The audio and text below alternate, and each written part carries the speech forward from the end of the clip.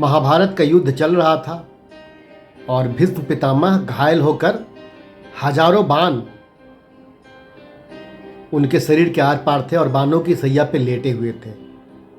बहुत पीड़ा हो रही थी, खून टपक रहा था, घाव बने हुए थे, रिस रिस कर खून बह रहा था, टपक रहा था। पर चूंकि उनको इच्छा मृत्यु का वरदान था इसलिए वो मर नहीं रहे थे।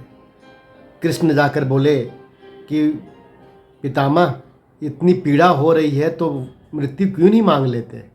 तो कहे भीष्म पितामह ने कहा कि नहीं कृष्ण, अभी मुझे युद्ध का परिणाम देखना है।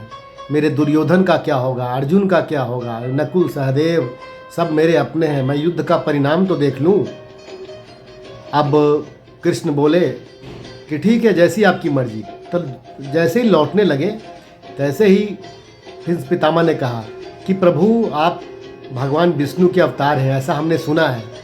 तो एक निवेदन है, ये बताइए कि ज़िंदगी भर मैं वफादार बना रहा सिंहासन का, कभी बुरा किया नहीं, कभी बुरा सोचा नहीं, तो ये मुझे किस कर्म की सज़ा मिल रही है। लोग कहते हैं कि जैसा कर्म करोगे वैसा फल देगा भगवान। तो मैंने कर्म क्या इतना बुरा किया कि इतनी बुरी स्थिति में पड़ा हूँ।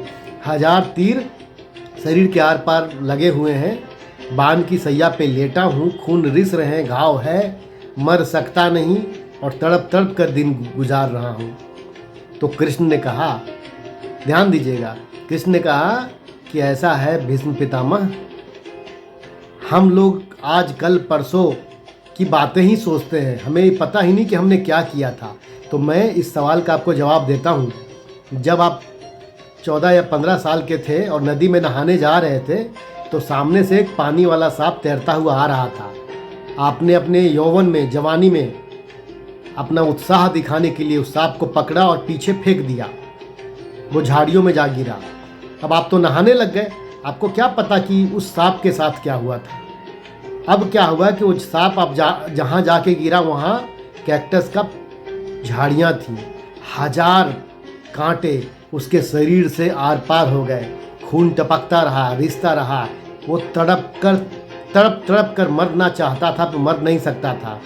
और उतने ही दिन धीरे धीरे वो मर रहा था, मौत के लिए हाथ जोड़ रहा था, पर मौत उसके आ नहीं रही थी और अंत में वो मृत्यु को प्राप्त हुआ।